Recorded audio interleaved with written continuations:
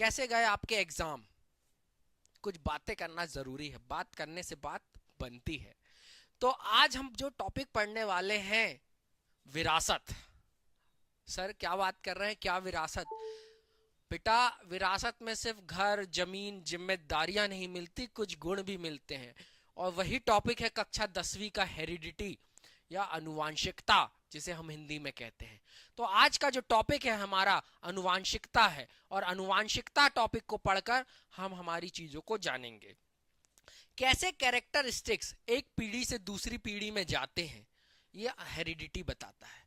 तो जो आपको मिला है आपके माँ बाप से, और आपके माँ बाप को मिला है उनके माँ बाप से, गुण, कैरेक्टरिस्टिक्स, उनके विषय में आज जानकारी हम लेने वाले हैं। तो चलिए आज की क्लास शुरू करते हैं बहुत उत्साह के साथ। ये उत्साह आप बनाए रखिएगा क्योंकि जोश जरूरी है। चलिए, बहुत अच्छी बात है।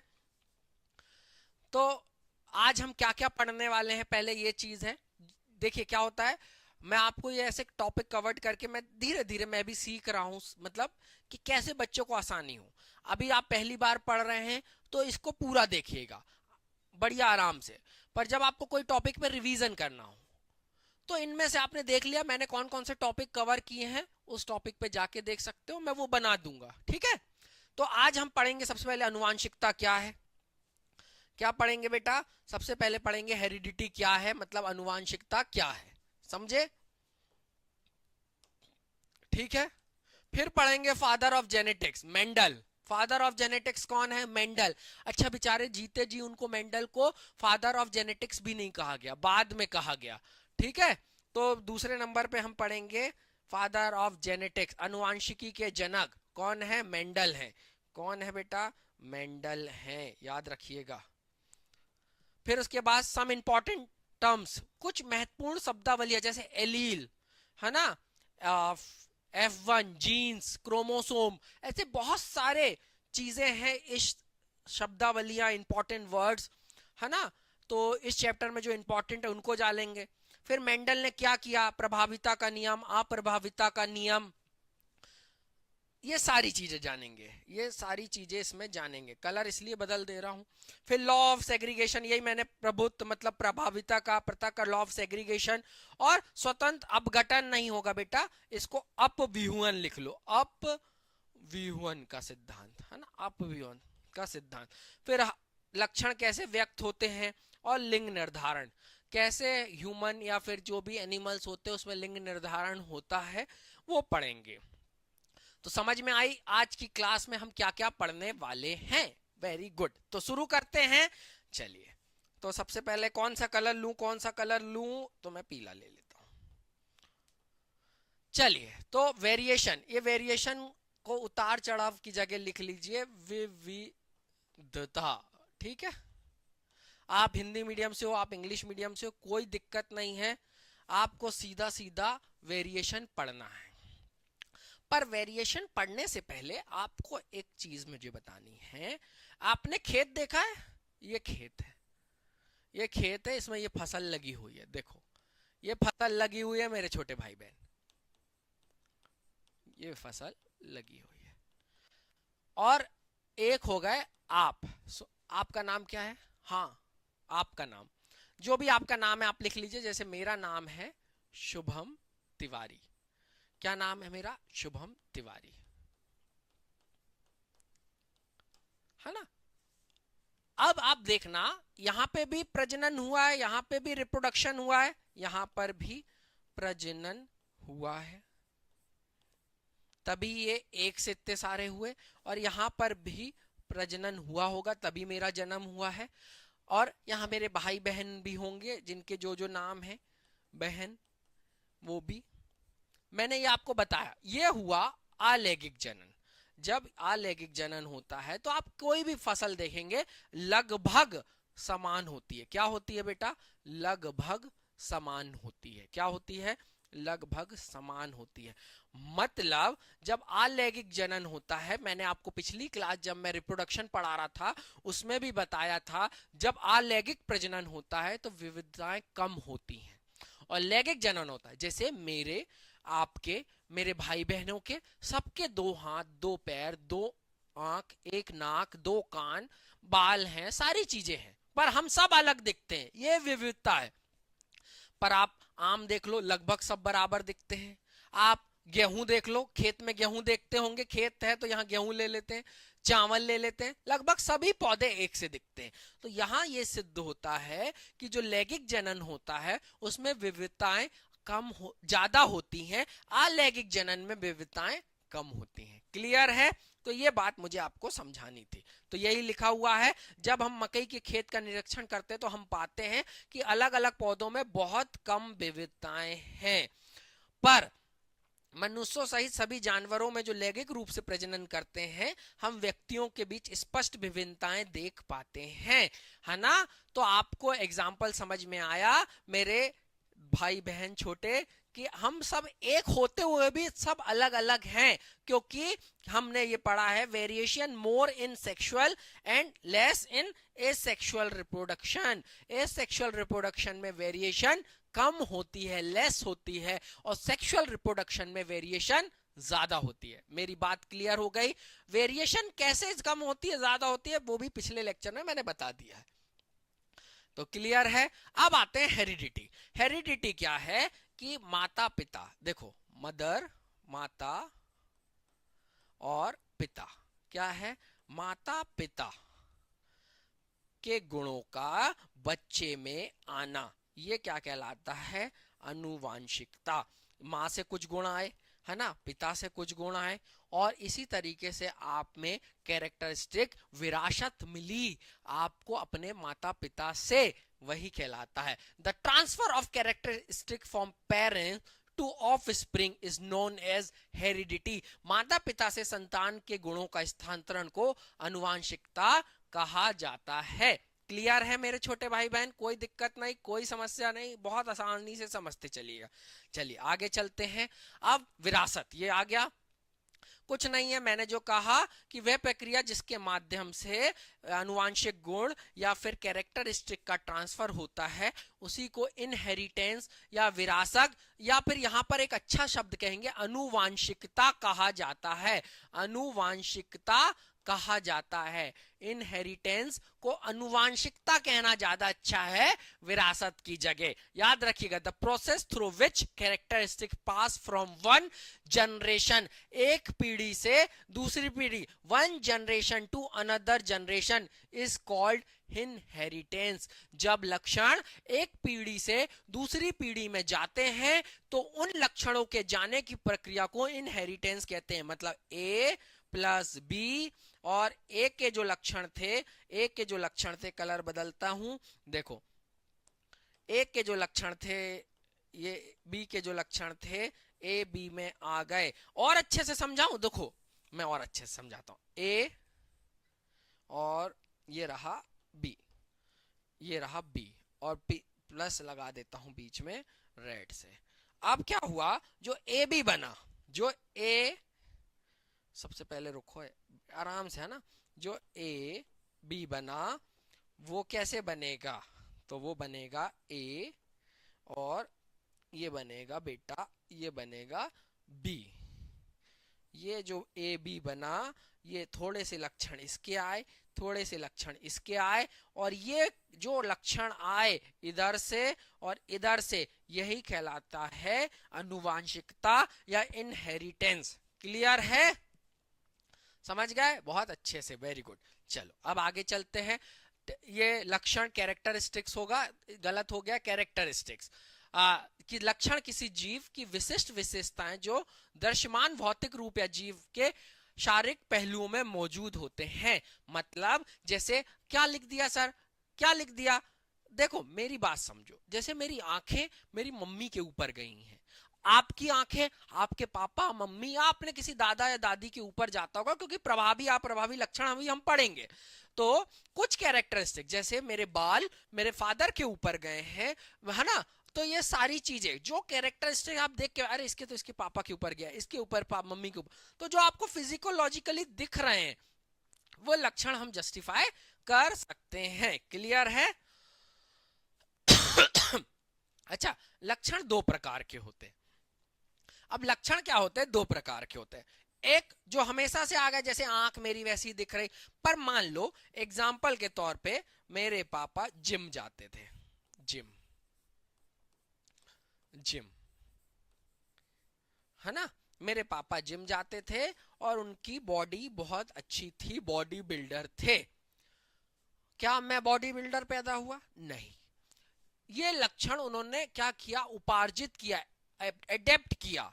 ये लक्षण उन्होंने क्या किया, मेरे छोटे भाई बहन, एडेप्ट किया। और कुछ लक्षण जो पहले से, तो लक्षण क्या होते हैं, दो प्रकार के होते हैं। एक होते एक्वायर्ड मतलब अर्जित लक्षण, और एक होते इनहेरिटेंस, है ना। तो वे गुण जो व्यक्ति द्वारा अपने जीवन काल में विकसित किए जाते हैं। जैसे भाई मेरे पापा ने बीकॉम लिया था, मैंने साइंस की फील्ड में काम किया, तो ये ऐसे लक्षण कौन से हुए जो आप जीवन काल में विकसित करते हैं। जैसे मेंस की आंसर राइटिंग, 9वीं 10वीं में पेपर लिखना, आपको बचपन से सीखना पड़ा ना बेटा, लिखना, दौड़ना, चलना। आप, ऐसा नहीं है कि अंदर से ही सीख के आए। और ये क्या होते हैं, वे लक्षण किसी व्यक्ति में जन्म से ही मौजूद होते हैं, तो उनको क्या कहा जाता है, वंशानुगत या इनहेरिटेंट कैरेक्टरिस्टिक्स। ठीक है, उनको क्या कहा जाता है ना, बिल्कुल।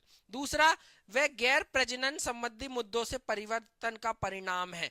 दे are result of changes in non reproductive issue, clear. और they are result for changes in the DNA. DNA का फुल फॉर्म कमेंट करें जल्दी से, सभी लोग डीएनए का फुल फॉर्म करेंगे। दीनानाथ अग्रवाल नहीं होता भैया डीएनए का फुल फॉर्म। कौन बोला डीएनए का फुल फॉर्म दीनानाथ अग्रवाल होता है? नहीं, है ना। तो डीएनए का फुल फॉर्म क्या होता है ये बताएंगे। और डीएनए क्या है ये आप बताओगे, है ना। तो डीएनए जो होते हैं उसके कैरेक्टरिस्टिक्स आते हैं, ठीक है। ये गुण संतान में नहीं पहुंच सकते, जैसे कान छिदवाना, मांसपेशियों का बड़ा होना, आकार आदि। ये मैंने आपको बता दिया। हम देखो लाखों पीढ़ियों से, मतलब हजारों, हमेशा से लड़कियों के कान छिदवाते आ रहे हैं, लड़कों के भी छिदवाए जाते हैं, इसमें कोई मैं भैया कुछ गलत नहीं। तो ऐसा नहीं है, लड़कियों के भी कान छिदवाए जाते हैं, लड़कों के भी कान छिदवाए जाते हैं, पर हर बच्चे के छिदवाए जाते हैं अलग से कान। ऐसा नहीं है कि ये कैरेक्टरिस्टिक डेवलप ही हो गया कि लड़कों के। तो ये क्या हुआ, बच्चे को ये गुण सीखना पड़ता है। आप कितने ही बड़े कलेक्टर क्यों ना हो, पर आपको वो गुण सीखना पड़ेगा, वो अपना गुण क्या करना पड़ेगा, वो अपने बच्चे को सिखाना पड़ेगा। और ये क्या होते हैं, ये सीधा स्थानांतरित होते हैं, जैसे आंखों का, त्वचा का, बालों का रंग, ये सब मैंने आपको बता दिया। गुड, है ना। अब ये इंपॉर्टेंट शब्द है जीन। जीन क्या होता है, ये सबसे छोटी इकाइयों में से एक है, अनुवांशिकता की इकाई। जैसे सेल हमारी बॉडी की इकाई है, वैसे ही अनुवांशिकता की इकाई है, मतलब unit of genetics. Genes are the unit of heredity या वेरिएशन, या अपना क्या कहते हैं, हाँ, अनुवांशिकता। तो अनुवांशिकता की इकाई जीन है, जो प्रजनन के दौरान माता पिता उनकी संतति की विशेषताओं का स्थानांतरण करते हैं। क्लियर है। अनुवांशिक संरचना में अंतर के कारण मानव जनसंख्या में काफी विविधता पाई जाती है ना। ये मैं आपको बता चुका हूं, इसमें कोई दिक्कत नहीं। ये वाला पिछला चित्र आ गया, उसमें कोई नहीं है। पर आपसे क्वेश्चन पूछेगा हेरिडिटी की यूनिट क्या है, तो क्या है, सिंपल सी बात है, जीन्स हैं। अनुवांशिका की इकाई, अनुवांशिकता, हेरिडिटी की यूनिट क्या होते हैं, जीन्स होते हैं। ये एमसीक्यू मिल गया आपको, 1 मार्क क्वेश्चन मिल गया, ठीक है। और क्यों आया है, क्योंकि देखो हर किसी के गुण अलग अलग होते हैं, वेरिएशन आती है, इसलिए अलग अलग मानव दिख रहे हैं, और ऐसा कहा जाता है, ठीक है। अब क्या आता है, हाँ, ये देखा गया है कि संकलन और मुक्त कर्ण प्रणाली मानव जनसंख्या में पाई जाने वाली दो विविधता है, इसमें कोई दिक्कत नहीं। अतः हम कह सकते हैं जीन डीएनए की क्रियात्मक इकाई है जो हमारी विशेषताओं को परिभाषित करते हैं। तो जीन की क्रियात्मक इकाई मतलब फंक्शनल यूनिट ऑफ डीएनए कौन है, तो जीन है। तो आपको क्या कहना है, जीन आ जाए यदि क्वेश्चन में, तो जीन आ जाए तो 2 पॉइंट लिखने हैं। पहला क्या लिखना है, यूनिट ऑफ हेरिडिटी, और फंक्शन यूनिट ऑफ डीएनए, और डीएनए का फुल फॉर्म भी बताना है। क्लियर है, गुड। अब आते हैं एलील। एलील किसे कहते हैं, एलील ये शब्द, जैसे मेरा कोई एक गुण इस आंख के लिए है, कोई एक गुण इस हाथ के लिए, तो एक स्पेसिफिक चीज को जब दर्शाता है तो उसको किसी विशेष जीन के विभिन्न रूपों में से एक जो गुणसूत्र एक ही स्थान पर स्थित होता है उसे एलील कहते हैं। समझ गए मेरी बात? मैंने कैसे बोला कि मेरे आंख का रंग जैसे नॉर्मल है, किसी का ब्राउन होता है, और ब्राउन आइज बहुत खूबसूरत होती हैं। मैं इस चीज में बिल्कुल कहना चाहूंगा कि ब्राउन आइज सबसे खूबसूरत होती हैं, और brown colour is my favourite colour, है ना। तो जैसे कईयों की काइया होती है, पर सबसे अच्छी कलर आंखें जो होती हैं वो ब्राउन होती हैं। मेरी ब्लैक है, पर मुझे ब्राउन आइज पसंद है ना। तो देखिएगा आप, तो वो एक एलील है जो उसके लिए इफेक्ट कर रहा है। तो क्या हुआ, one of the different forms of particular gene occupying the same position on a chromosome, जब वो उसके साथ होते हैं, साथ में होते हैं, तो इसलिए इसको कहा जाता है एक ही स्थान पर जब वो मिलते हैं विभिन्न विभिन्न रूपों को। क्लियर है? आगे चलते। Father of genetics Mendel, father of genetics. ये जब जिंदा थे ना मेरे छोटे भाई बहन, तो इनको तो पागल और ये सब कह दिया जाता था, और ये कोई वैज्ञानिक नहीं थे, ये कोई वैज्ञानिक नहीं थे, ये तो आम आदमी थे। मतलब फादर थे और पादरी थे, और बढ़िया उन्होंने मतलब इनोवेशन करते करते अपने आप को सिलेबस की जंजीरों में नहीं बांधा, और इनोवेशन करते रहे। तो कौन है ये व्यक्ति? कमेंट करके बताइए सभी लोग, फादर ऑफ जेनेटिक्स किसे कहा जाता है? फादर ऑफ जेनेटिक्स किसे कहा जाता है, और कौन है व्यक्ति, ये मुझे बताइए जल्दी से। तो ये है मेंडल। और मेंडल ने किन पौधों पर प्रयोग किया था? मेंडल ने किन पौधों पर प्रयोग किया था? तो मेंडल ने मटर के पौधों पर प्रयोग किया था। बिल्कुल सही जवाब है आपका। तो क्या होगा, आनुवंशिकी के अध्ययन करने के लिए मेंडल ने मटर के पौधों के साथ काम करना चुना, क्योंकि उसके लक्षण आसानी से पहचाने जा सकते थे। अच्छा भैया, एक क्वेश्चन ये भी आता है ना, आता है, आपको पता भी होगा कि थोड़ा सा पेन का ये कम करने दो, है ना। और यहाँ क्वेश्चन क्या आता है, ये लिख लो। मेंडल ने प्रयोग करने के लिए, इंपॉर्टेंट क्वेश्चन है, मेंडल ने प्रयोग करने के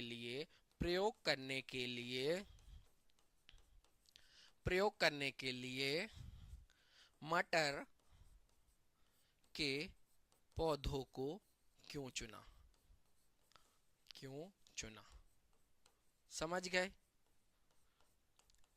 तो अब इसके आंसर मिलते जाएंगे, आगे लिखते चलिएगा। जैसे पहला मिल गया कि इसके जो रिजल्ट हैं वो कम समय में मिल जाते हैं, इसके परिणाम कम समय में मिल जाते हैं। दूसरा कारण क्या है, इसको आसानी से अध्ययन किया जा सकता है, आसानी से अध्ययन किया जा सकता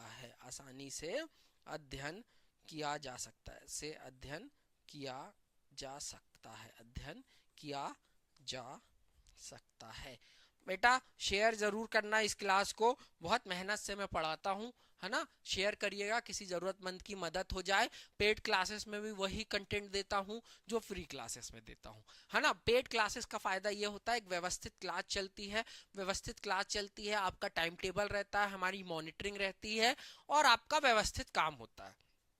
यूट्यूब में आप खुले सांड हो, आपको जो करना हो, हम कुछ नहीं कर सकते, बस यही दिक्कत आती है बस। तो ठीक है, आनुवंशिका अध्ययन करने के लिए मेंडल ने मटर के पौधों के साथ काम करना, क्योंकि उसका लक्षण आसानी से, उदाहरण के लिए मटर के पौधे या तो लंबे होते हैं या तो छोटे होते हैं, एक ऐसा लक्षण जिसे आसानी से देखा जा सकता है। ठीक है, क्लियर है? ये तो मैंने आपको क्वेश्चन दिया, है ना। इसके अलावा मटर के पौधे तेजी से बढ़ते हैं, इसलिए वे कम समय में कई प्रयोग पूरे कर सकते थे। क्या अब तीसरा कारण क्या लिख लोगे, कि कम समय में ज्यादा प्रयोग कर सकते थे वो, क्योंकि तेजी से वृद्धि होती है। लिखते चलो, तेजी से वृद्धि होती है,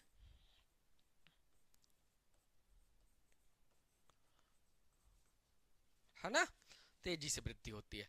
अब मेंडल ने मटर के पौधों को इस्तेमाल इसलिए भी किया क्योंकि या तो वो स्वपरागण कर सकते थे या परपरागण कर सकते थे, दोनों। Mendel also use pea plants because they can their self pollination be cross pollination. क्या होता है सेल्फ पॉलिनेशन और क्रॉस पॉलिनेशन? पिछली क्लास में पढ़ाया था मैंने आपको, याद है ना बेटा? बिल्कुल, pollen grains, style, stigma, ovary, क्या कहते हैं, पिस्टिल, एंथेरोफिलामेंट, क्या था, मेल, सब याद करना, सब याद करते चलना यार, बहुत मेहनत करता हूं मैं आप लोग के लिए। तो मटर के पौधे क्या कर सकते थे, स्वपरागण भी कर सकते हैं और पर परागण भी कर सकते हैं, सेल्फ पॉलिनेशन भी कर सकते हैं, स्वपरागण भी कर सकते हैं और पर परागण भी कर सकते हैं। तो इसलिए उन्होंने ये चीज चुनी। ठीक है, गुड, वेरी गुड। तो एक क्वेश्चन का आंसर तो आपको मिल गया, वेरी गुड, है ना। क्यों चुना, स्वपरागण का अर्थ इसमें केवल एक ही फूल शामिल होता है, ये सब मैं बता चुका हूं, है ना। इसके बाद चूंकि मेंडल के पौधों के परागण का इस्तेमाल कर सकते हैं, इसलिए वो दो अलग अलग, ठीक है, ये कोई दिक्कत नहीं है। अब आ जाते हैं किस तरीके से उन्होंने चीजों को बताया, ये अपन को समझना है, ठीक है। ये चीजें आपको मैं बता दूंगा, इसमें कोई दिक्कत नहीं है। अब आते हैं समझने में कुछ महत्वपूर्ण शब्द। सबसे पहले, हाँ ये इंपॉर्टेंट है ना, कुछ महत्वपूर्ण शब्द, जिसमें सबसे इंपॉर्टेंट है क्रोमोसोम, जिसे हम गुणसूत्र कहते हैं। कैसा होता है, धागे लाइक स्ट्रक्चर होता है। कहाँ पाया जाता है, सेल, सेल में कहाँ होता है, न्यूक्लियस, न्यूक्लियस के अंदर कहाँ पे होता है, डीएनए के अंदर होता है। और क्रोमोसोम क्या है, कोशिका के केंद्रक में एक धागे जैसी संरचना है, क्या है, a thread like structure in the nucleus of the cell. तो कहाँ पाया जाता है, न्यूक्लियस ऑफ द सेल, है ना। और क्या होता है, ये कोशिका के विभाजन के दौरान दिखाई देते हैं, और इसमें जीन होते हैं। तो जीन कहाँ होते हैं, तो जीन कहाँ होते हैं, क्रोमोसोम में होते हैं, गुणसूत्रों में होते हैं, और यही वाहक होते हैं कैरेक्टरिस्टिक के। जीन में बता चुका हूं, पर कोशिका के अंदर धागे नुमा जैसी संरचना है, जिसे हम जीन कहते हैं। ये जीन हो गया, ये क्रोमोसोम हो गया, ये देखो ऐसा दिखता है क्रोमोसोम, ठीक है। और ये हो गया डीएनए, जिसका फुल फॉर्म आप नहीं बताएंगे, अभी बड़ी क्लास में जाओगे ना तो ATGC ये सब भी आएगा, एडोसिन ट्रेसिन, है ना। और ये हो गया, ठीक, क्लियर है। अब आते हैं जीन, अनुवांशिकता की एक कार्यात्मक इकाई, कोशिका के केंद्र के गुणसूत्रों पर उपस्थित ये डीएनए का एकल टुकड़ा है, जो पॉलीन्यूक्लियोटाइड प्रोटीन कोड करता है। सिंपल सी बात है, इस चित्र में सब अच्छे से दिख रहा है, ठीक है। क्रोमोसोम याद रखिएगा, यही विभिन्नता लाते हैं, और जीन उसकी क्रियात्मक फंक्शनल यूनिट है। सेल, सेल के अंदर न्यूक्लियस, न्यूक्लियस के अंदर क्रोमोसोम, डीएनए और जीन, गुड, ठीक है। कुछ समझने, एलील में बता चुका किसी जीन का एकल रूप, एलील क्या होता है, एक रूप, है ना। बता, टी एलील रिस्पॉन्सिबल फॉर टेलनेस, है ना, बिल्कुल सही उदाहरण, टी एलील जो लंबाई के लिए जिम्मेदार है। अभी मैं बताऊंगा सब, है ना। ऐसे ही फिनोटाइप। अच्छा हाँ, अब मैं आपको कुछ चीजें बता देता हूं, इंपॉर्टेंट है, बहुत अच्छे से मुझे ये चीज समझाने में मजा आता है।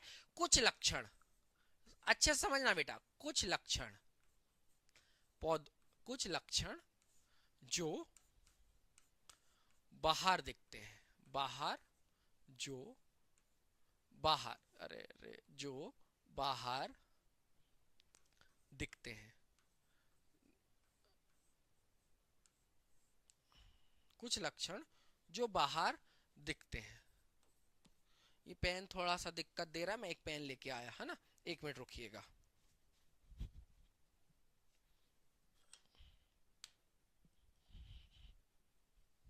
गुड, अब समझो, एक मैं बता रहा हूं जीनोटाइप, जीनोटाइप, जीनोटाइप, समझना मेरी बात, है ना। और एक मैं बता रहा हूं फिनोटाइप, आज ही याद करवा दूंगा, 12वीं में डॉक्टर बनना है, बहुत इंपॉर्टेंट कंसेप्ट है, जीनोटाइप, फिनोटाइप।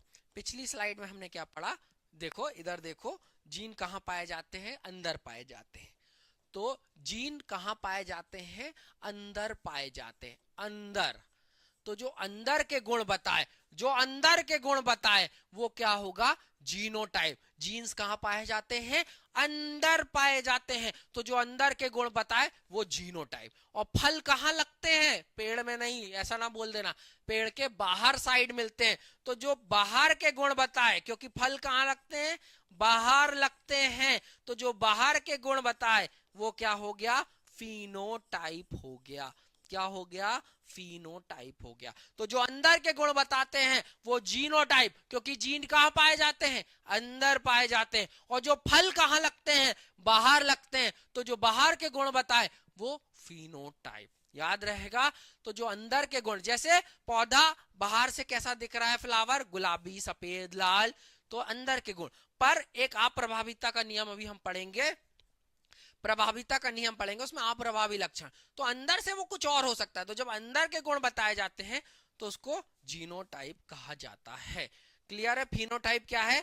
ये किसी दिए गए जीव का प्रत्यक्ष शारीरिक बनावट को दर्शाता है, जैसे लंबा है, बोना है, गोल है ना। तो ये क्लियर है। और फिनोटाइप, जीनोटाइप ये किसी फिनोटाइप जिम्मेदार अनुवांशिक कोड को दर्शाता है ना। पौधे की लंबाई के जिम्मेदार जीनोटाइप, पौधे के बोने के जीनोटाइप। तो जो अंदर के गुण बताए जीनोटाइप, बाहर के गुण बताए वो फिनोटाइप। Very good. अब आते हैं होमोजीनियस, समयुग्मजी। जब सेम सेम दिखे, होमो, होमो जहां शब्द जाए तो सेम सेम होगा, और हेट्रो मतलब अलग अलग। आज ही गांठ बांध के लिख लो, जहां पर भी बेटा होमो का मतलब आ जाए वो होता है एक जैसा। लिख लो, है ना, मैं आज बिल्कुल समझा दे रहा हूं। और जहां भी हेट्रो, केमिस्ट्री में भी ये शब्द पढ़ रहे होगे, हेट्रोजाइगस, तो हेट्रो मतलब अलग अलग, हेट्रो मतलब अलग अलग। तो होमोजीगस क्या है? वो ये उस स्थिति को संदर्भित मतलब बताता है जब किसी दिए गए फिनोटाइप के लिए समान प्रकार हो और विभिन्न प्रकार तो उसको क्या कहा जाता है? हेट्रोजाइगस मतलब विभिन्न। अभी सब समझ में आएगा। अब आते F1 जनरेशन। F1 का मतलब होता है filial, F for filial. F for क्या होता है? यहां लिख लो, F is filial, F for filial, है ना। Generation produce as a result of cross fertilization. F1 पीढ़ी में निषेचन के परिणाम जो, और F2 मतलब फीलियल 2, जब 100 परागण होता है उसके बाद जब आती है उसको कहते हैं, है ना। और इसके बाद आता है हैप्लॉइड सेल्स। हैप्लॉइड सेल्स मतलब अगुणित कोशिकाएं, इसमें गुणसूत्रों को केवल एक समूह n होता है। जब एक समूह n होता है, नंबर्स ऑफ सेल हम बता नहीं सकते, जहुआ भर बहुत सारा, तो इसको कहते हैं। ठीक है, वेरी गुड। डिप्लॉइड जब दो होते हैं, द्विगणित जैसा कि नाम से स्पष्ट है, गुणसूत्रों में दो समूह होते हैं। ठीक है, शुक्राणु और अंडाणु को छोड़कर मानव में सभी कोशिकाएं द्विगणित हैं। भैया रे भैया, ऑटोसोम्स होते हैं, वो क्या होते हैं? ऑटोसोम्स जो होते हैं वो डिप्लॉइड होते हैं। अभी जब हम लिंग निर्धारण, है ना, सेक्स डिटर्मिनेशन पढ़ेंगे तो अब पता चलेगा ऑटोसोम्स किसे कहा जाता है और सेक्सुअल क्रोमोसोम किसे कहा जाता है। तो याद रखिएगा, ह्यूमन बॉडी में स्पर्म और ओवम, तो स्पर्म क्या होता है, स्पर्म क्या होता है स्पर्म क्या होता है ये भी पता चल गया। और ओवम क्या होता है ये भी। हैप्लॉइड, हैप्लॉइड स्पर्म है क्योंकि सिंगल है, और दो होते हैं जब उसको कहते हैं, पर बहुत सारे होते हैं पर एक जैसा, है ना। समझ गया ये चीज? चलो, अब आते हैं मेंडल ने क्या किया। तो मेंडल ने बगीचे में मटर उगाए हंसो मत, सही में मटर उगाए थे। तो मेंडल ने बगीचे में मटर की कई विपरीत विशेषताओं का इस्तेमाल किया, जैसे गोल मटर, झुर्रीदार बीज, लंबे छोटे पौधे, सफेद बैगनी फूल आदि। ठीक है, उन्होंने अलग अलग विशेषताओं वाले मटर के पौधों के लिए एक लंबा पौधा, एक छोटा पौधा, उनके संकरण करने की संतति और लंबी या छोटी संतति का प्रतिशत ज्ञात किया था। कुल मिला के भाई साहब प्रयोग करते रहे। अब मेरी बात समझो, अब यहाँ जीनोटाइप फिनोटाइप सब आएगा। देखो, अब आते हैं यहाँ पर, मेरी बात समझना इंपॉर्टेंट है। मेंडल ने क्या किया? एक लंबा पौधा लिया। क्या लिया? एक लंबा, इसको कहते हैं टॉल पौधा। टी से डिपेंड किया। टी अभी आपने पढ़ा था ना, अब आपको वहां सारी चीजें आ जाएगी, टी कौन सा जीन और क्या था, जीन था। और एक लिया बोना पौधा। क्या लिया? रुको, हाँ चलो मैं आपको, बोना पौधा एक लिया, बोना पौधा, इसको डिनोट किया उन्होंने टी से। क्या किया उन्होंने? टी से डोनेट किया। अब इस टी को क्रॉस करवाया और ये टी, तो क्या आएगा? T T. अब ये क्या होगा? या तो लंबा होगा या बोना होगा, पर यहां पर लॉ ऑफ डोमिनेंस काम किया। और यही जो जनरेशन है, हमने क्या पढ़ा, जो पहली जनरेशन में फर्टिलाइजेशन होता है उसको कहते हैं F1। उसको क्या कहते हैं? F1 generation, filial 1। तो ये पौधा क्या हुआ? लंबा हुआ। और ये लाल कलर का था, ये कोई और कलर का था, तो यहां पर ये गुण जो दिखा, ये दिखाया। क्लियर है। अब इसका इन्होंने सेल्फ फर्टिलाइजेशन कराया, तो क्या करा, टी टी टी टी, ये टी टी करवाया, ये हो रहा दूसरा जनरेशन। तो इसका और इसका क्रॉस होगा तो बेटा क्या बनेगा, टी टी। इसका और इसका क्रॉस होगा तो क्या बनेगा, टी टी। इसका और इसका क्रॉस होगा तो टी टी बनेगा। और दोनों, तो बेटा यहां पर क्या होगा, ये बोना और झुर्रीदार होगा, और ये बाकी सब दो कैरेक्टरिस्टिक लिए थे, लंबा और अच्छा, और यहां पर लिया था झुर्रीदार। तो देखो ये 3 और 1, ये 3 1 से दिख रहा है बाहर से, तो बाहर के गुण जो बताए वो फिनोटाइप, जो बाहर के गुण बताए वो फिनोटाइप, मैंने बताया था। तो फिनोटाइप रेशियो क्या हो गया, 3:1। पर यदि आप देखोगे जीनोटाइप, जीन्स में आप देखोगे तो 2 अशुद्ध संकर हैं। ये देखो ये दोनों अशुद्ध संकर हैं, तो एक लंबा और अच्छा गोल, ये क्या होगा 1, अशुद्ध संकर 2, और ये बोना और झुर्रीदार 1। तो जो अंदर के गुण बता रहा है उसको क्या कहेंगे, जीनोटाइप। समझ गए मेरी बात, समझ गए। तो 1:1 रेशियो जो होगा वो जीनोटाइप का होगा मटर के पौधों के लिए, जब स्व पॉलिनेशन मतलब सेल्फ पॉलिनेशन होता है। और जब बाहर से देखोगे तो तीनों के सेम गुण दिखेंगे, क्योंकि इसी को लॉ ऑफ डोमिनेंस कहते हैं। क्लियर है मेरी बात। अब यही तो लिखा था, देखो ये टी टी लिया उन्होंने, ये टी, तो ये बन गया। ये कौन सी कंडीशन रह गई, F1 फिलियल 1, ये क्रॉस होने के बाद। अब इन दोनों का हुआ तो ये बना, इन दोनों का हुआ तो ये बना, इन दोनों का हुआ है ना, तो क्या बनेगा, और इन दोनों का। तो यही लिखा हुआ है, मोनोहाइब्रिड फिनोटाइप का अनुपात क्या होगा, 3:1, और जीनोटाइप अनुपात क्या होगा, 1:1:2, 2 मतलब 1:2:1 है ना। तो ये याद रखिएगा, ये परीक्षा की दृष्टि से बहुत इंपॉर्टेंट है, और ये मैंने आपको इसलिए पहले ही समझा दिया, ये मैंने आपको पहले समझा दिया। समझ में आई मेरी बात, सारी चीजें समझनी चाहिए, बहुत जरूरी है। क्लियर है, चलो अब आगे चलते हैं, है ना। द्विसंकर क्रॉस भी हम पढ़ेंगे, पर यहां तक क्लियर है। तो बैगनी क्या लिया, ये कैरेक्टर बता दिए, ये मैंने आपको बता दिया, ये पूरी चीज समझा दी। अब जब हम double hybrid dihybrid cross करते हैं तो उसमें क्या होता है, वो 2 गुणों को लेता है, क्या करता है, 2 लक्षण, 2 कैरेक्टरिस्टिक। तो डाई हाइब्रिड मतलब मोनोहाइब्रिड मतलब 1 कैरेक्टर, डाई हाइब्रिड मतलब 2, डाई का मतलब होता है 2 और मोनो का मतलब होता है 1। तो इसमें क्या 2 characteristics are consider while crossing, संकरण करते समय 2 लक्षणों पर विचार किया गया। कौन, एक संकर जिसमें विपरीत लक्षणों के 2 युग्मों को वंशागृति एक साथ अध्ययन किया गया। ये रेशियो याद कर लो 9331, और मैं आपको बता भी दे रहा हूं, इसमें कोई दिक्कत नहीं है। देखो उन्होंने क्या लिया, YRR और YTT, है ना, एक बाय आर, देखो क्या लिया मैं आपको बता रहा हूं, देखो इधर देखो समझना, एक लिया Y बड़ा, R और R। अब दूसरी जगह लिया छोटा y, छोटा r, छोटा r।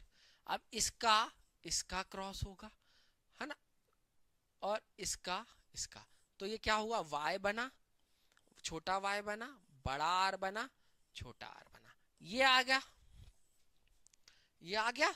अब 2 गुण थे, अब इसका सेल्फ पॉलिनेशन होगा तो कितने गुण बनेंगे, 9 3 3 1। अब समय की कमी है, हमको समझना भी है, तो मैं आपको यही समझा देता हूं। देखो कैसे हुआ, इन दोनों का गुण होगा तो y बनेगा r। यहां पर बड़ा y से छोटा बड़ा r से, क्लियर है। तो ये बिल्कुल जो ये वाली लाइन है, देखो ये वाली लाइन पीली पीली हुई, और जैसे ही हरा गुण आएगा मतलब जो दूसरा गुण आएगा वो इस तरीके से आ जाएगा। सर क्या समझा रहे हैं, देखो पहले मैं फर्स्ट वाला समझाता हूं, यहां पे मैंने क्यों नहीं बताया था, देखो ये 1 मिनट मुझे देना, ये देखो बेटा, ये दोनों कलर थे, ये डोमिनेंट था तो सिर्फ यही निकलेगा, ये डोमिनेंट था तो यही निकलेगा, ये दोनों गुण थे यही निकलेगा। इसी तरीके से मैं आपको क्या समझाना चाह रहा हूं, मेरी बात समझना कि यहां पर जब अपन क्रॉस करेंगे, सेल पॉलिनेशन करेंगे, तो देखो ये ऐसा है, ये ऐसा हो जाएगा, ये ऐसा हो जाएगा, ये ऐसा हो जाएगा, ये बहुत लंबी टेबल बनेगी, यहां पर भी ऐसे, तो ये ऐसे क्रॉस करेंगे। तो इसी को मैंने यहां पर दिखाया है, ये देखो, ये समझना मेरी बात को ध्यान से। ये बड़ा वाई दिख रहा है आपको, ये बड़े वाई ने किया तो देखो ये बाय आया, ये वाई ने आर से किया तो आर आया, ये इस तरीके से ये करता जाएगा। तो 9 जो होंगे येलो राउंड होंगे, 3 जो होंगे ग्रीन राउंड होंगे, 3 येलो झुरे हुए होंगे, और एक ये देखो ये y छोटा छोटा r, जब ये y इससे मिलेगा तो ये छोटे y आर आर बनेंगे। तो ये जब जीनोटाइप आता है, इसका जो आएगा वो क्या आएगा, 9331।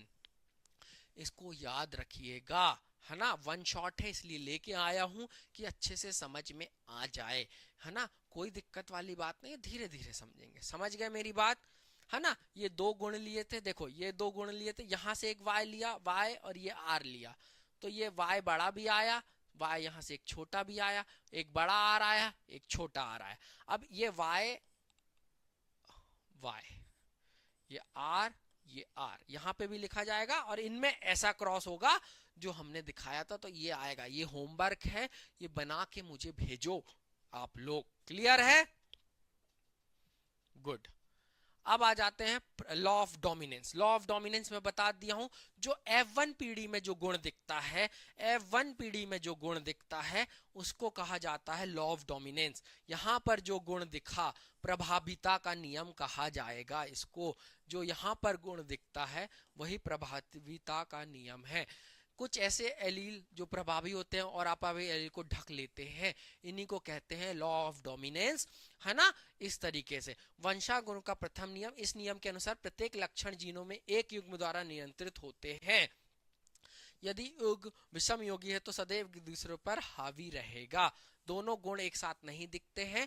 जो आपको दिख रहा है प्रत्यक्ष रूप से, कैसे, टी और टी, ये था, ये बड़ा बड़ा टी था, और ये छोटा छोटा टी था। तो देखो ये अब जो क्रॉस हुआ था तो एक बड़ा टी भी था, एक छोटा भी टी था, पर दिखा कौन सा, लंबा और गोल पौधा दिखा।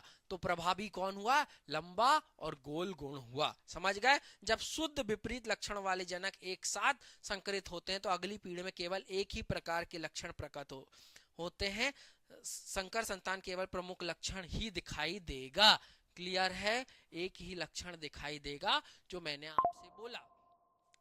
पर यदि इसके अंदर चले गए तो फिर वही टी टी और टी टी करोगे तो ये एक अकेला बिटारा एक अलग गुण दिखाई देगा, और ये शुद्ध रहेंगे और बाकी ये अशुद्ध है। समझ गए, अशुद्ध मतलब ये मिश्रित है, संकरित नहीं है। क्लियर है, इसी को कहा जाता है प्रभुता का नियम। इस व्याख्या में टी और टी, ये देखो टी होमोजोनस हेट्रोजोगस, ये देखो ये इसका क्रॉस हुआ, यही मैंने बताया था। तो ये लंबा, ये रहा, ये भी है, पर ये हेट्रोजोगस है। हेट्रोजोगस मतलब 2 अलग अलग है टी, एक बड़ा टी है और एक छोटा टी है। ये भी हेट्रोजोगस, ये होमोजोइगस है, पर ये अप्रभावी लक्षण है जो सिर्फ फिनोटाइप के एक कंडीशन में दिखेगा। समझ गए मेरी बात, बहुत अच्छे, वेरी गुड। अच्छा ठीक है, अब इसमें टी जैसे लक्षण प्रभावी लक्षण कहते हैं, तो ये इसमें भी दिख रहा, इसमें भी दिख रहा, इसमें भी दिख रहा, इसलिए रेशियो बना था 3:1। पर ये अंदर से क्या है, 1:1, ये तो अकेला ही है। ये 2 एक से हो गए और ये एक सा हो गया। क्लियर है, बहुत बढ़िया, है ना। दूसरा आता है पृथक्करण का नियम। पृथक्करण का क्या कहता है कि किसी जीव के प्रत्येक जीन के लिए 2 एलील होते, लेकिन केवल एक ही जीन आगे बढ़ सकता है। क्लियर है, हमेशा 2 गुण नहीं आगे बढ़ सकते हैं, एक ही जीन आगे बढ़ सकता है। लड़ाई चलती रहती है, हर चीज के लिए 2 एलील हैं, 2 जीन्स काम कर रहे हैं, पर एक ही आगे बढ़ सकता है। एक जीन है, उसके 2 एलील हैं, एक आगे बढ़ गया, क्योंकि एक मम्मी का है एक पापा का है, पर आंख तो मम्मी जैसी दिखेगी या तो पापा जैसी दिखेगी। सिंपल सा एग्जांपल से समझाओ, ये देखो, है ना, ये देखो सिंपल सी, ये क्लियर, गुड। और यहां पर देखो स्वतंत्र अवयव। अब देखो फिर से नहीं समझ में आया तो फिर से देख लो।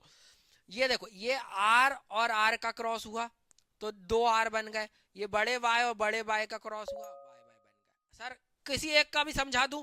देखो इन दोनों का क्रॉस समझते हैं। ये बड़ा आर है तो देखो ये बड़ा आर छोटे आर से मिला तो देखो ये दोनों आ गए।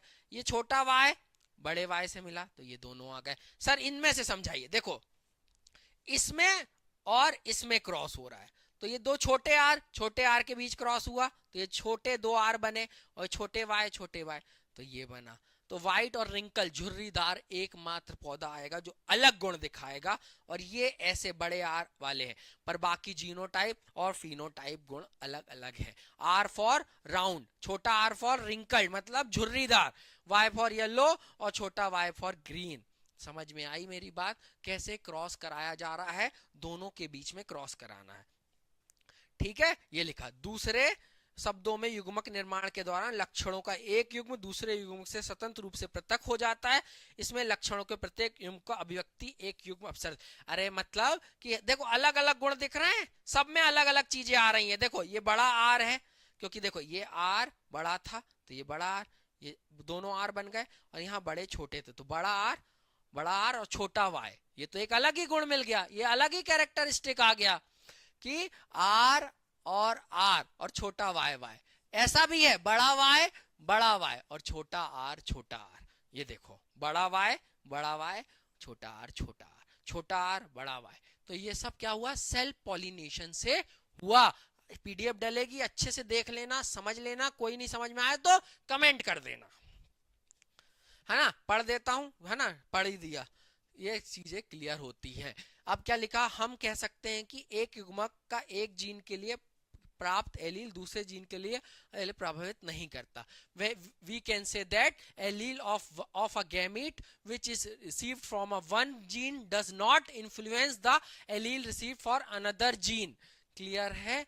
ये चीज क्लियर आ गई। तो ये वाला चित्र आपको बना के लाना है ना, ये वाला चित्र आपको बना के लाना है ना। प्लीज बना लेना, ये बहुत इंपॉर्टेंट है ना। प्लीज बना लेना, ये बहुत इंपॉर्टेंट है। ये देखो एक मैं करके दिखा देता हूं, ये यहाँ पे भी यही रहेगा, आर आर वाई वाई।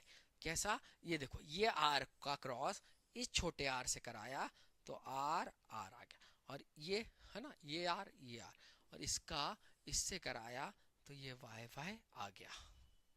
समझ गए? अब यहाँ पे हमने क्या चुना था? बड़ा आर बड़ा वाई। अब यहाँ पर इस आर का इससे करवाएंगे तो एक बड़ा आर एक छोटा आर, ये वाई और ये छोटा वाई, ये आ गया। सर सही कर रहा है कि नहीं? सर सही कर रहा है कि नहीं? ये देखो बड़ा आर छोटा आर, ये सर सही कर रहा है कि नहीं? सही कर रहा है। समझ में आया? बहुत इंपॉर्टेंट कंसेप्ट था। गुड। ठीक है, गुण कैसे अभिव्यक्त होते हैं? तो गुण कैसे अभिव्यक्त होते हैं? तो भैया कोशिका डीएनए कोशिका में प्रोटीन निर्माण के लिए सूचना का स्रोत होती है। तो कोशिका सूचना का स्रोत है ना। Cellular DNA is the information source of making proteins in the cell. Clear है? बिल्कुल। तो सबसे पहले सूचना कोशिकीय डीएनए से पहुंचती है, फिर डीएनए का वह भाग जो विशिष्ट प्रोटीन के लिए सूचना प्रदान करता है उस प्रोटीन का जीन कहलाता है। उदाहरण के लिए किसी पौधे की ऊंचाई की वृद्धि हार्मोन पर निर्भर करती है, तो जिस जीन द्वारा नियंत्रित किया जाता है ना, वो एक स्पेशल जीन होगा। यदि जीन कुशल है और अधिक वृद्धि हार्मोन स्त्रावित बहुत ज्यादा मात्रा में सीक्रेट करता है तो पौधा लंबा हो जाएगा। यही लिखा, तो पौधा लंबा हो गया। यदि विशेष प्रोटीन जीन में परिवर्तन होता है, उसका स्त्राव कम होता है तो छोटा हो जाएगा। मतलब यदि वो प्रभावी डोमिनेंस का कैरेक्टर दिखाएगा तो वो बड़ा रहेगा, नहीं तो फिर छोटा रह जाएगा। क्लियर है? और इसके बाद लैंगिक प्रजनन के दौरान दोनों जनक अगली पीढ़ी में डीएनए समान रूप से योगदान देते हैं। मतलब मदर भी उतना ही योगदान दे रही है और फादर भी उतना ही योगदान दे रहे हैं बेटा। क्लियर है? गुड। आगे की स्लाइड कहां चली गई? चलो तो यहां चली गई। हाँ, अब आ जाते हैं अनुवांशिकता। वे वास्तव में एक ही जीन के प्रति प्रदान कर। उदाहरण के लिए जब लंबे पौधे का छोटे पौधे के साथ संकरण किया जाता है, मतलब टी टी का क्रॉस छोटे टी टी टी से समझना है। एक जब एक लंबे पौधे का छोटे पौधे के साथ संकरण तो दोनों युग्मक या तो लंबाई के लिए या फिर छोटेपन के लिए एक ही जीन F1 में आएगा। तो देखो टी इधर से आया और एक इधर से आया, ऐसा नहीं कि दोनों टी आ जाएंगे, नहीं, तो ये आए F1 पीढ़ी की लंबाई के लिए एक जीन और छोटेपन के लिए एक जीन मिलेगा। अब इन दोनों में से जिसमें दम है, जो ज्यादा सीक्रेट हुआ, उसका गुण F1 पीढ़ी में दिख जाएगा। गुड, वेरी गुड, ठीक है।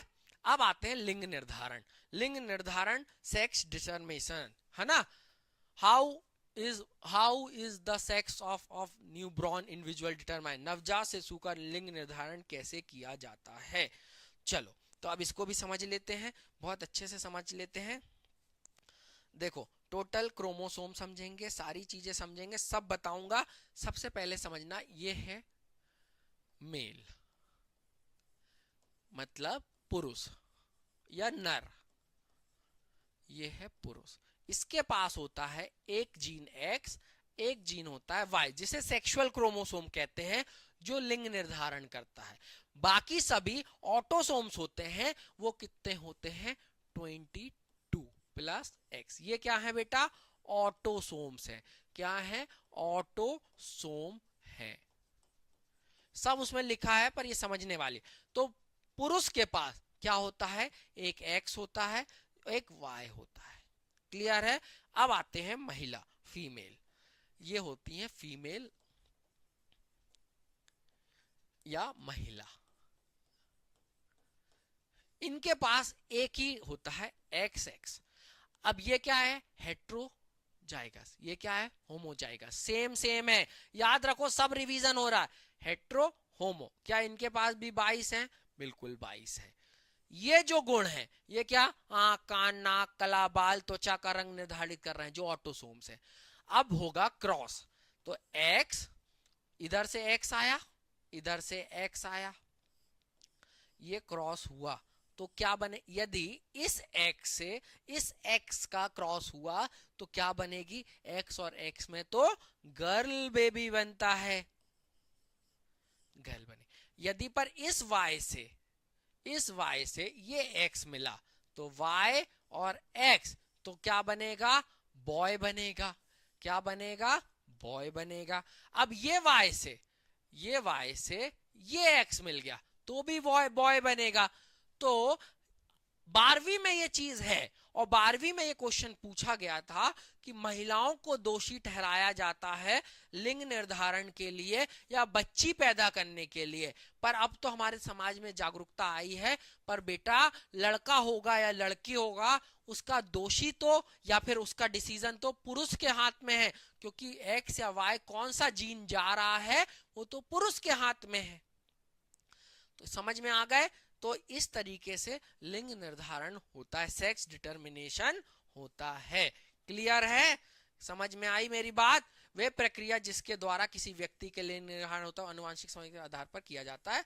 अब आगे समझ लो, यही बना हुआ है मैंने आपको जो बताया, ठीक है। तो मेल के पास क्या होता है बेटा, XY होता है, XY, और फीमेल के पास XX होता है। इसे क्या कहेंगे, हेट्रो कहेंगे। इसको क्या कहेंगे, हेट्रो कहेंगे। इसको क्या कहेंगे, होमो कहेंगे। इसके पास और कितने होते हैं, 22। इसके पास कितने होते हैं, 22। इसको क्या कहा जाता है, ऑटोसोम्स कहा जाता है। 22 पेयर्स ऑफ ऑटोसोम्स, 22 जोड़े ऑटोसोम्स के, 1 पेयर ऑफ सेक्स क्रोमोसोम, एक गुण। तो टोटल कितना हो गए, 46। पेयर में पूछे तो 23 पेयर। ऑटोसोम्स कितने, 44 ऑटोसोम्स। पेयर में पूछे ऑटोसोम्स तो 22। याद रखना, कंफ्यूजन होता है। मानव में टोटल कितने क्रोमोसोम होते हैं, सर 46 होते हैं। कितने प्रकार के होते हैं, 2 प्रकार के होते हैं, एक सेक्सुअल क्रोमोसोम, एक ऑटोसोम्स क्रोमोसोम। ऑटोसोम्स कितने होते हैं, सर 22 पेयर होते हैं, मतलब 44 होते हैं। सर सेक्सुअल क्रोमोसोम 2 होते हैं, XX XY, clear, very good. अब इसके बाद गुणसूत्र और स्वयं गुणसूत्र, ऑटोनोमस, ये मैंने गुणसूत्र जो वास्तव में लिंग शामिल होते हैं क्रोमोसोम, और ऑटोसोम गुणसूत्र जो लिंग या लिंग हार्मोन लक्षणों को निर्धारण करते हैं, है ना। पुरुष और महिला समान लक्षण होते हैं, अलग होते हैं, ये पढ़ लेना, इसमें कुछ नहीं है, मैं सब बता चुका हूं। अब ये हो गया male female, X Y, X कैसे लड़का होगा कैसे लड़की होगा। जब सभी बच्चों को अपनी मां से एक्स गुणसित विरासत में, चाहे वो लड़का हो या लड़की हो, मतलब मम्मी से तो आपको एक्स ही मिल रहा है, फादर से एक्स वाई मिल रहा है, जो मैं आपको समझाया कि महिलाओं को दोष दिया जाता था जो पूर्णतः गलत था। तो लिंग निर्धारण लड़का होगा कि लड़की होगी वो तो पापा डिसाइड कर रहे थे, पर उस समय पढ़ाई लिखाई नहीं थी, क्योंकि कलम से क्रांति नहीं थी, आपके पास एक सच्चा साथी नहीं था। बिल्कुल सही। तो थैंक यू, बहुत बहुत शुक्रिया। वन शॉट में हमने सब कुछ पढ़ा, बहुत अच्छे से पढ़ा। जय हिंद, जय भारत, अपना और